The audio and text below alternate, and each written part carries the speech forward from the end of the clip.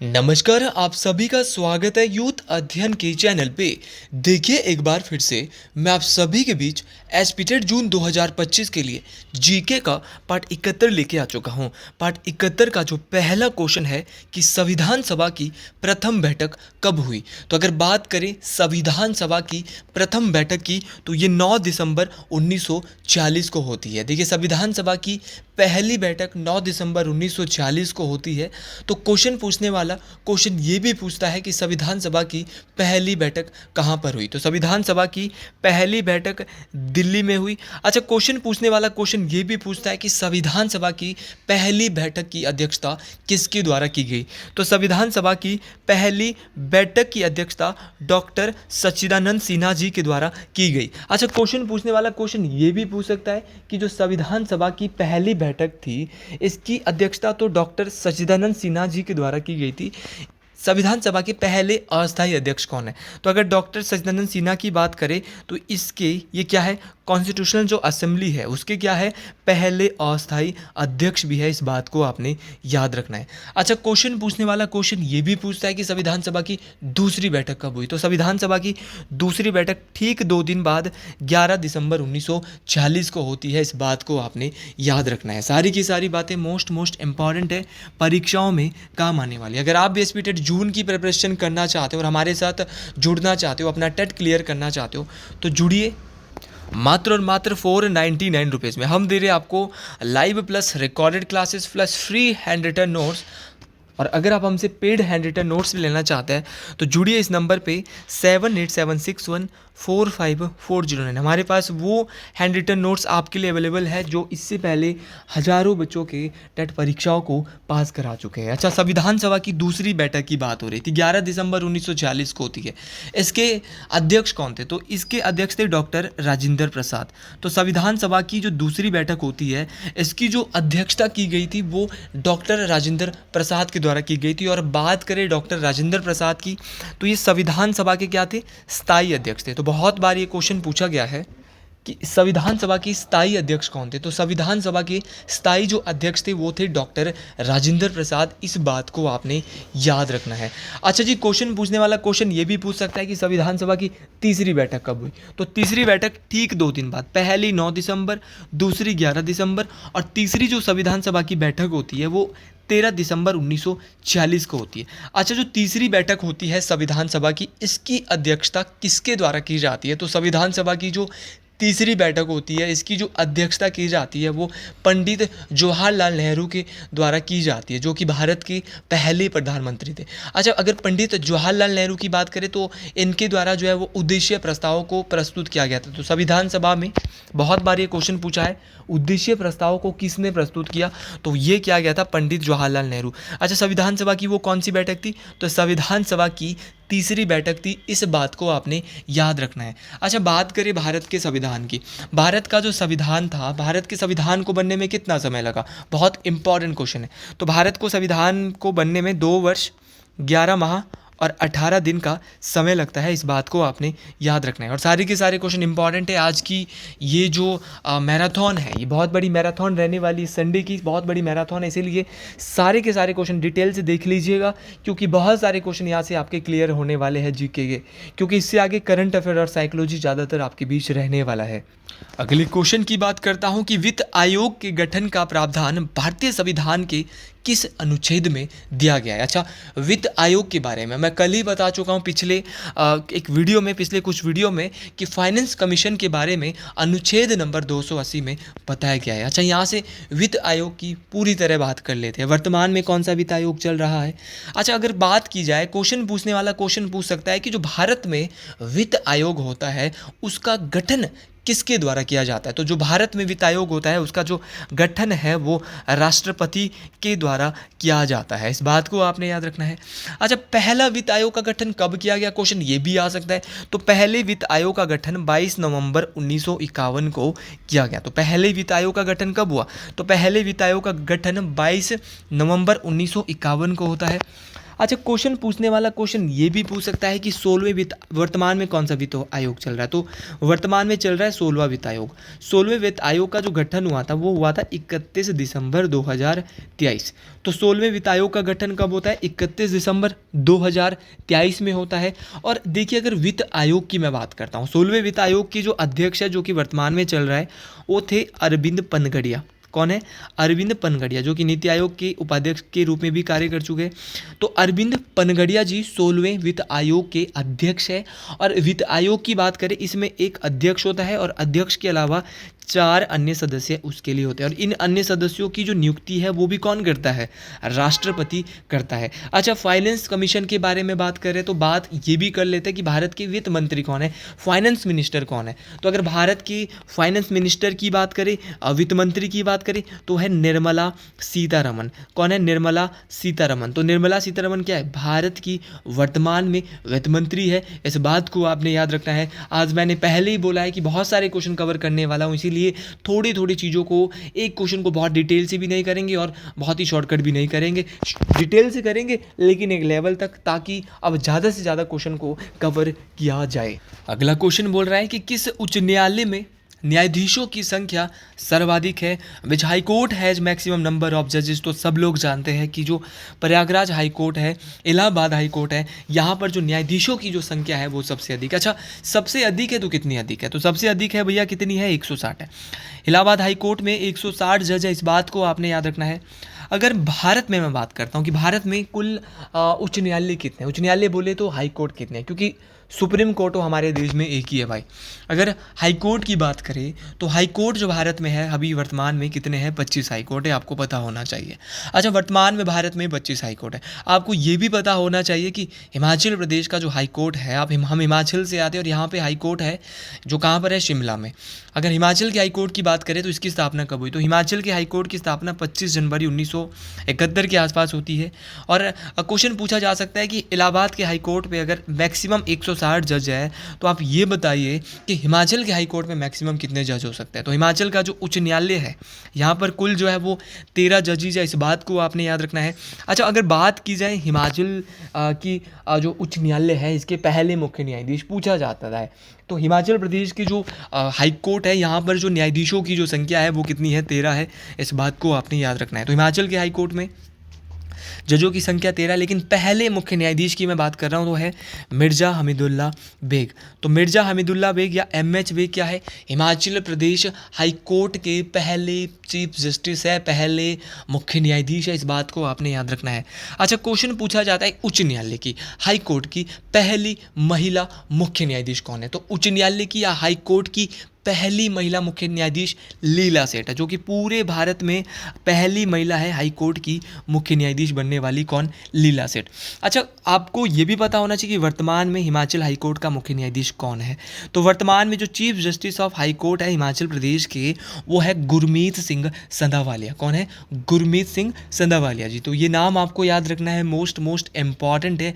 अगले क्वेश्चन की ओर बढ़ते हैं। और अगर आपने पिछली हमारी कुछ वीडियो नहीं देखी है साइकोलॉजी की, करंट अफेयर की, तो आप इन वीडियो को जरूर देखते हुए आए, ताकि आपकी आगे की बहुत सारी चीज़ें क्लियर हो सके। आगे बढ़ते अगले क्वेश्चन की ओर। अगला क्वेश्चन और अगला टॉपिक बहुत लट्टू टॉपिक है, मतलब कि यहाँ से सीधे सीधे क्वेश्चन बनते हैं।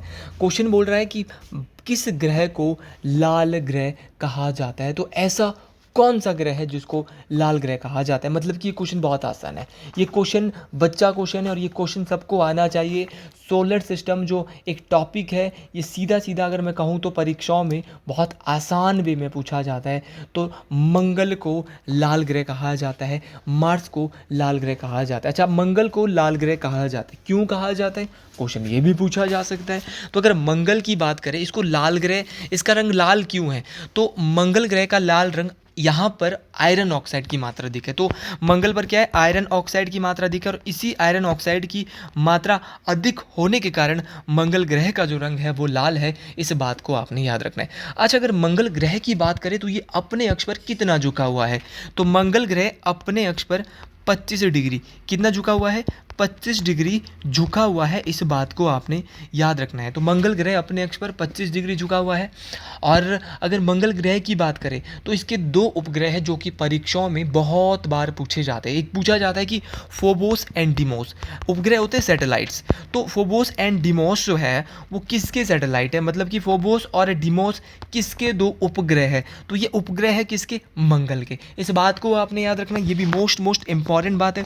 देखो यार, सारी बातें परीक्षाओं में पूछी जाती है और सौर मंडल से कौन कौन से क्वेश्चन रहेंगे, कौन कौन से क्वेश्चन पूछे जाने वाले, हर एक बात को बहुत डिटेल से बहुत अच्छे से पढ़ना होगा, तब जाके बात बनती है। तो अगर मंगल ग्रह की बात करें तो यहाँ पर इसके 2 सैटेलाइट्स है, 2 उपग्रह है, फोबोस है और डिमोस है। अगर डिमोस की बात करें तो डिमोस जो है वो पूरे सौर मंडल का सबसे छोटा उपग्रह है, इस बात को आपने याद रखना है।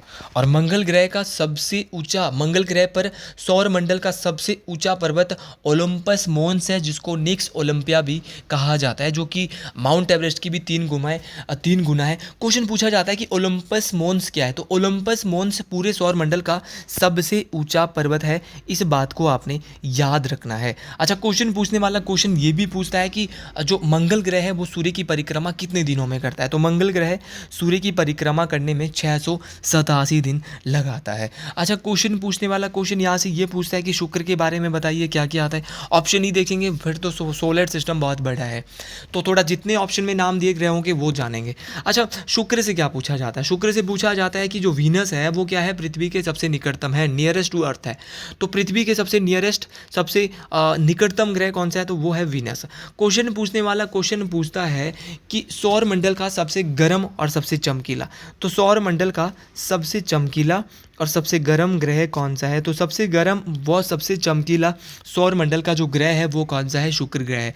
अच्छा, क्वेश्चन पूछने वाला क्वेश्चन पूछता है कि जो शुक्र ग्रह है उसको क्या कहा जाता है, तो उसको पृथ्वी की बहन और भगिनी ग्रह, बहुत बार ये क्वेश्चन आया है कि एल्डर सिस्टर ऑफ अर्थ, तो एल्डर सिस्टर ऑफ अर्थ जो है वो वीनस को, शुक्र को कहा जाता है, इस बात को आपने याद रखना है। अच्छा, क्वेश्चन पूछने वाला क्वेश्चन ये भी पूछ लेता है कि किस ग्रह को सांझ का तारा और भोर का तारा, सांझ का तारा और भोर का तारा का मतलब है मॉर्निंग स्टार और साथ में बोलेंगे इवनिंग स्टार, तो मॉर्निंग स्टार और इवनिंग स्टार किस ग्रह को कहा जाता है, तो मॉर्निंग स्टार और इवनिंग स्टार जो कहा जाता है वो शुक्र ग्रह को ही कहा जाता है, इस बात को आपने याद रखना है। ये सारी की सारी चीज़ें मोस्ट इंपॉर्टेंट है। क्वेश्चन पूछा जाता है कि शुक्र ग्रह का जो एटमोसफियर होता है, वातावरण होता है, वहाँ पर कौन सी गैस पाई जाती है, तो वहाँ पर सल्फ्यूरिक अम्ल गैस पाई जाती है। अच्छा, क्वेश्चन पूछा जाता है कि सूर्य से सबसे दूर कौन सा ग्रह है, तो सबसे दूर 8वें नंबर पे जो ग्रह है सूर्य से वो कौन सा है, ये क्वेश्चन परीक्षाओं में बहुत बार पूछा जा चुका है,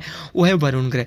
वरुण ग्रह की खोज जो की थी वो 1846 में किसने की है, सर जॉन गाले, किसने की है, जॉन गाले साहब ने की है वरुण ग्रह की खोज। उसी प्रकार अगर बात करें, और ये सूर्य की परिक्रमा करने में भाई कितने साल लगाता है, 164 साल और 8 महीने, लगभग अगर कहूँ तो वरुण ग्रह 165 साल सूर्य का एक चक्कर लगाने में लगाता है, क्योंकि दूर है तो टाइम लगाएगा।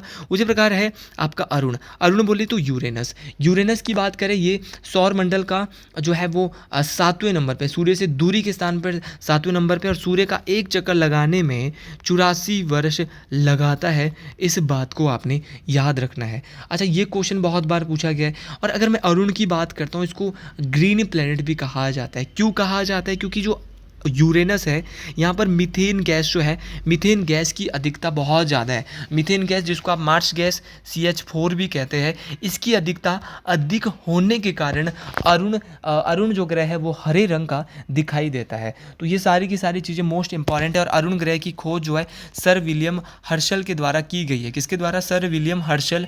कब की गई है, 13 मार्च 1781। तो सर विलियम हर्शल ने इसकी खोज की थी। ये सारी के सारे क्वेश्चन इंपॉर्टेंट है। तो सोलर सिस्टम को बहुत ज़्यादा देख लिया है, और भी बहुत सारे क्वेश्चन यहाँ से है, लेकिन अगले कुछ वीडियो में उन क्वेश्चन को कवर करेंगे।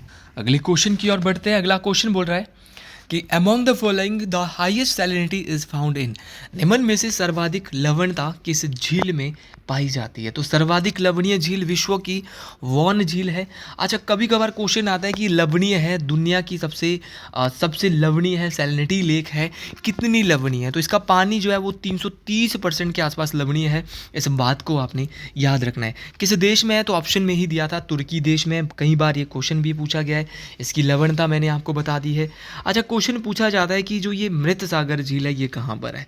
ऑप्शन में मृत सागर झील है तो ये एशिया में है, और ये दो देश इजराइल और जॉर्डन, इजराइल और जॉर्डन की सीमा पर है आपकी मृत सागर झील। इसका जो घनत्व है वो इतना है कि अगर इसमें किसी व्यक्ति को डुबा दिया जाए तो वो डूब नहीं पाएगा।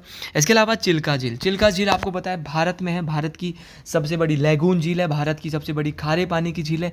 चिल्का झील भारत के उड़ीसा राज्य में स्थित है। इस बात को आपने याद रखना है। ये सारे के सारे क्वेश्चन इंपॉर्टेंट है। अच्छा, क्वेश्चन पूछा जाता है विश्व की झीलों की बात करते हैं। विश्व की सबसे बड़ी झील कौन सी है। तो विश्व की सबसे बड़ी झील, विश्व की सबसे बड़ी खारे पानी की झील कौन सी है। कैस्पियन सागर। कौन सी है, कैस्पियन सागर। और कैस्पियन सागर झील जो है वो किसी एक देश में नहीं है, इसकी सीमा 5 देशों के साथ टच होती है, जिसके लिए हमारे पास एक ट्रिक है। ट्रिक का नाम है तारीख। तो कैस्पियन सागर झील की सीमा निम्नलिखित में से कितने देशों से टच होती है। तो तारीख याद रख लेना, 5 देश, Turkmenistan, Azerbaijan, Russia, Iran, Kazakhstan. क्या बोलेंगे, तुर्कमेनिस्तान, अजरबैजान, रशिया, क्या बोलेंगे, ईरान और कजाकिस्तान। तो सारे के सारे आपको याद रखने, 5 देशों के साथ दुनिया की सबसे बड़ी झील कैस्पियन सागर झील की सीमा छूती है। अच्छा, क्वेश्चन पूछा जाता है विश्व की सबसे गहरी झील कौन सी है। तो विश्व की सबसे गहरी झील कौन सी है, बेकाल झील। बेकाल झील रूस की साइबेरियन क्षेत्र में है, इसीलिए इस क्षेत्र को पर्ल ऑफ साइबेरिया, साइबेरिया का मोती भी कहा जाता है। विश्व की सबसे डीपेस्ट, सबसे गहरी झील है, मोस्ट इंपॉर्टेंट है। अच्छा, क्वेश्चन पूछने वाला क्वेश्चन पूछता है कि विश्व की सबसे लंबी झील कौन सी। इतनी लंबी कि इसकी लंबाई 660 किलोमीटर के आसपास है। तो इस झील का नाम है टांगानिका। ये अफ्रीका में है। और टांगानिका झील की बात करता हूँ, ये दुनिया की और विश्व की सबसे लंबी झील है। ये एक मीठे पानी की झील है। अच्छा, क्वेश्चन पूछा जाता है कि आप ये बताइए कि विश्व की सबसे अधिक ऊंचाई पर स्थित नौकायान झील कौन सी है। तो विश्व की सबसे अधिक ऊंचाई पर स्थित नौकायान झील टीटीकाका झील है। कौन सी झील है, टीटीकाका झील है। लंबी बोले तो टांगानिका है, और ऊंचाई पर बोले नौकायान तो कौन सी है आपकी, टीटीकाका है। अच्छा, क्वेश्चन पूछा जाता है कि जो मराकाइबो झील है वो कहाँ पर है। तो मराकाइबो झील वेनेजुएला देश में स्थित है, और यहाँ पर जो है वो पेट्रोलियम के भंडार जो है वो पाए जाते हैं। अच्छा, ग्रेटर लेक्स कहाँ पे। तो ग्रेटर लेक्स जो है वो यूएसए और कनाडा। ग्रेटर लेक्स झीलों की संख्या 5 है। इनको अंगुलीनामा झीलें भी कहा जाता है, और जिसके लिए एक ट्रिक मेरे पास है। ट्रिक का नाम है HOMES, होम्स। ह्यूरॉन झील, ऑन्टेरियो झील, मिशिगन झील, इरी झील, सुपीरियर झील। सुपीरियर झील क्या है, सबसे बड़ी मीठे पानी की झील है। तो ये ग्रेटर लेक्स का ट्रिक मैंने आपको बता दिया। H से बोले ह्यूरॉन झील, O से बोले ऑन्टेरियो झील, होम्स, M से बोले मिशिगन झील, E से बोले इरी, और S से बोले सुपीरियर झील। तो सारी की सारी इंपॉर्टेंट है। और सुपीरियर विश्व की सबसे बड़ी मीठे पानी की झील है, इस बात को आपने याद रखना है। तो बहुत सारी चीज़ें हम एक क्वेश्चन के साथ कवर करते हैं, तो ये वीडियोस आपके लिए बहुत ज़्यादा हेल्पफुल रहने वाली है। अगले वीडियो की ओर बढ़ते हैं। अगला क्वेश्चन बहुत आसान क्वेश्चन, परीक्षाओं में बार बार आने वाला क्वेश्चन, कि संयुक्त अरब अमीरात की मुद्रा का क्या नाम है। What is the currency of UAE. तो यूएई की अगर करेंसी की बात करें तो यूएई की जो करेंसी है वो है अबू धाबी, सॉरी क्या है, दिरम है, सॉरी क्या है, दिरम। ऑप्शन डी बिल्कुल सही हो जाएगा। अबू धाबी क्या है, अबू धाबी यहाँ की राजधानी का नाम है। अबू धाबी क्या है, संयुक्त अरब अमीरात की राजधानी है, कैपिटल है। और अगर यहाँ की करेंसी की बात करें तो वो क्या है, दिरम है। इस बात को आपने याद रखना है, मोस्ट इंपॉर्टेंट है। अच्छा जी, अगर बात करें रियाल, रियाल किस देश की मुद्रा का नाम है। ये क्वेश्चन तो परीक्षाओं में आता रहता है, और एक बार नहीं बार बार आता रहता है। तो दिरम 2 देशों की मुद्रा है। दिरम भी एक तो संयुक्त अरब अमीरात की है, दूसरा एक इसके साथ और देश है मोरक्को। तो मोरक्को देश और संयुक्त अरब यूएई, इन दोनों देशों की मुद्रा का नाम क्या है, दिरम है। इस बात को आपने याद रखना है। अच्छा जी, रियाल किस देश की मुद्रा का नाम है। तो रियाल जो है वो ईरान देश की मुद्रा का नाम क्या है। तो अगर ईरान की बात करें तो इसका नाम भी, ईरान देश की मुद्रा का नाम भी रियाल है। एक देश है कतर में भी क्या चलती है, रियाल चलती है। कतर के अलावा ओमान, ओमान, ओमान देश में भी क्या चलती है, रियाल। ओमान देश की मुद्रा का नाम भी रियाल है। और अगर ओमान को छोड़ के बात करें कंबोडिया, किसकी बात करें, कंबोडिया, तो इन सभी देशों में रियाल चलता है। तो कंबोडिया हो गया, ईरान हो गया, ओमान हो गया, कतर हो गया, इन चारों ही देशों में एक मुद्रा चलती है जिसका नाम है रियाल। अच्छा, दिनार की बात करते हैं। सर दिनार किन किन देशों में चलती है, तो अगर दिनार की बात करें तो दिनार आपकी जो चलती है मुख्य रूप से कुवैत, कुवैत जो सिटी है वहाँ पर दिनार चलती है, दिनार में वहाँ पर बात होती है। इसके अलावा अगर दिनार की बात करें तो दिनार आपका लीबिया, एक लीबिया देश है, लीबिया, कुवैत हो गया और लीबिया हो गया, यहाँ दोनों देशों में क्या चलती है, दिनार चलती है। टका कहाँ चलता है, तो टका सिर्फ और सिर्फ कहाँ चलता है, बांग्लादेश में चलता है। टका बांग्लादेश में बहुत फेमस है। बांग्लादेश हमारा पड़ोसी जो देश है, बहुत बार टका पूछा गया है वहाँ पे, वहाँ की करेंसी का नाम। और बांग्लादेश की जो राजधानी का नाम है ना, वो है ढाका। ढाका क्या है, यहाँ की राजधानी का। अच्छा, जापान की बात करते हो, जापान की मुद्रा का नाम क्या है, तो जापान की मुद्रा का नाम है येन। तो जापान की मुद्रा का नाम येन है, मोस्ट इम्पॉर्टेंट है। और जापान की जो कैपिटल का नाम है वो है टोक्यो। टोक्यो यहाँ की कैपिटल है, मोस्ट इम्पॉर्टेंट है। और अगर बात करें आपकी ईरान की, तो ईरान की राजधानी का नाम क्या है, तेहरान। चलती यहाँ पे बेशक क्या है, रियाल चलता है। तो ये सारे क्वेश्चन इंपॉर्टेंट है। आप जितना ज़्यादा चीज़ों को पढ़ेंगे अच्छे तरीके से, उतनी ज़्यादा चीज़ें क्लियर होगी। अच्छा जी, आगे बढ़ते हैं। अगला क्वेश्चन है कि अरब सागर की रानी किसे कहा जाता है। तो अगर बात करें अरब सागर की रानी की, तो ये कोची को कहा जाता है। तो अरब सागर की रानी कोची को कहा जाता है, मोस्ट इम्पॉर्टेंट है। अच्छा, क्वेश्चन पूछा जाता है कि भारत में पर्वतों की रानी किसे कहा जाता है। तो पर्वतों की जो रानी है वो मसूरी को कहा जाता है। ज़रूर जाइए, घूमिए, ये मसूरी उत्तराखंड में पड़ता है, इसको पर्वतों की रानी कहा जाता है। अच्छा, क्वेश्चन पूछा जाता है कि भारत में चाय का शहर कौन सा है। तो चाय का जो शहर है वो है डिब्रूगढ़, जो कि असम में पड़ता है। तो चाय का शहर कौन सा है, डिब्रूगढ़ है, इस बात को आपने याद रखना है। क्वेश्चन पूछा जाता है भारत का मैनचेस्टर किसे कहा जाता है। तो भारत का मैनचेस्टर किसको कहते हैं, अहमदाबाद, जो कि गुजरात में पड़ता है, इसको भारत का मैनचेस्टर कहा जाता है। अच्छा, क्वेश्चन पूछा जाता है कि भारत में अंतरिक्ष का शहर कौन है। तो अंतरिक्ष का जो शहर है वो है बंगलुरु। कौन सा है, बंगलुरु। भारत का मैनचेस्टर मैंने बताया अहमदाबाद है। क्वेश्चन पूछा जाता है उत्तर भारत का मैनचेस्टर। तो उत्तर भारत का मैनचेस्टर कौन सा है, कोयम्बटूर, जो कि तमिलनाडु में पड़ता है, कोयम्बटूर। अच्छा, क्वेश्चन पूछने वाला क्वेश्चन पूछता है कि आप ये बताइए कि भारत में 7 टापुओं का नगर और भारत का हॉलीवुड किस शहर को कहा जाता है। तो 7 टापुओं का नगर और भारत का हॉलीवुड जो है वो मुंबई को कहा जाता है, इस बात को आपने याद रखना है। अच्छा, क्वेश्चन पूछा जाता है, क्वेश्चन बहुत सारे क्वेश्चन है लेकिन मैं आपको कुछ क्वेश्चन यहाँ पे बताऊँगा। क्वेश्चन पूछा जाता है कि आप ये बताइए कि मंदिरों का शहर भारत में किसे कहा जाता है। तो मंदिरों का शहर उज्जैन को कहा जाता है, जो कि मध्य प्रदेश में है। क्वेश्चन एक बार पूछा गया है कि आप ये बताइए कि भारत में उगते सूर्य की भूमि किसे कहा जाता है। तो ईटानगर जो अरुणाचल प्रदेश में है उसको उगते सूर्य की भूमि कहा जाता है, इस बात को आपने याद रखना है। सारे के सारे क्वेश्चन इंपॉर्टेंट है। जितना ज़्यादा क्वेश्चन को देखोगे, इसको पढ़ोगे, उतनी ज़्यादा चीज़ें आपकी बहुत अच्छे से क्लियर होने वाली है। तो जितना ज़्यादा चीज़ों को पढ़ोगे, अच्छे से देखोगे, चीज़ें क्लियर होती जाएगी। तो अगले क्वेश्चन की ओर बढ़ते हैं।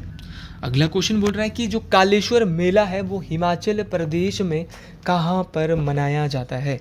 तो बात करें कालेश्वर मेले की, तो ये हिमाचल में कहाँ मनाया जाता है। तो कालेश्वर मेला हिमाचल प्रदेश के कांगड़ा जिले में मनाया जाता है। कालेश्वर मेला हिमाचल के कांगड़ा में मनाया जाता है। अच्छा, क्वेश्चन पूछने वाला क्वेश्चन ये पूछता है कि कालेश्वर मेला तो कांगड़ा में मनाया जाता है। अच्छा, इसके अलावा कांगड़ा में और क्या क्या होता है। तो कांगड़ा में ही आपका डल मेला होता है, जो कि कांगड़ा के धर्मशाला में मनाया जाता है। कांगड़ा में ही ज्वालामुखी मेला होता है, जो कि नवरात्रों में 2 बार मनाया जाता है। नागिनी मेला ये भी कांगड़ा में होता है। अच्छा जी, बात करते हैं अपने शिमला की ओर कि शिमला में कौन कौन से मेले होते हैं। तो शिमला में भी बहुत फेमस मेले होते हैं। शिमला की अगर बात करूं तो यहाँ पे एक से एक मेले होते हैं। शिमला की बात करें तो शिमला में एक पत्थर का खेल मेला होता है, जो कि शिमला के हलोग में अक्टूबर नवंबर में मनाया जाता है। तो पत्थर का खेल मेला शिमला के हलोग में मनाया जाता है, जहाँ पर पत्थर मारने की एक प्रथा होती है। अच्छा, शिमला में ही एक भैंसों का मेला होता है, जो कि शिमला के मशोबरा के नज़दीक कुफरी में मनाया जाता है। सिप्पी मेला ये शिमला में मनाया जाता है और मई में ये मशोबरा में होता है, ये सिप्पी मेला, इस बात को आपने याद रखना। तो सिप्पी मेला हो गया आपका, भैंसों का मेला हो गया, घुंड मेला हो गया, और एक फुटग मेला हो गया, एक आपका कौन सा मेला, हलोग मेला हो गया, सारे के सारे शिमला में मनाए जाते हैं। अच्छा जी, इसके अलावा तारा देवी मेला शिमला में होता है, फाग मेला शिमला के रामपुर में मनाया जाता है, लवी मेला ये रामपुर बुशेट शिमला में मनाया जाता है। मतलब कि सारे के सारे मेले बहुत बहुत इंपॉर्टेंट है। शिमला के अलावा हमीरपुर, हमीरपुर में क्या फेमस है, तो हमीरपुर का गसोता मेला आप ज़रूर याद रखें, इसको भूलें ना। गसोता मेला बहुत इंपॉर्टेंट है, ये हिमाचल प्रदेश की हमीरपुर में मनाया जाता है। गसोता मेला इंपॉर्टेंट है, बहुत बार यहाँ से पूछा गया है। हमीरपुर के सुजानपुर की होली बहुत फेमस है। और किन्नौर ऑप्शन में दिया है, तो किन्नौर में फुलेश फेस्टिवल होता है, बहुत इंपॉर्टेंट है, तो किन्नौर की भी आप ज़रूर याद रखें। तो अगर आपको मेरी वीडियो पसंद आती है तो कमेंट बॉक्स में ज़रूर लिखिएगा एक बार हर हर महादेव। तो आज के लिए इतना ही, बाकी मिलते हैं अगले वीडियो में बहुत जल्द। जय हिंद, जय हिमाचल प्रदेश, हर हर महादेव टू ऑल स्टूडेंट्स।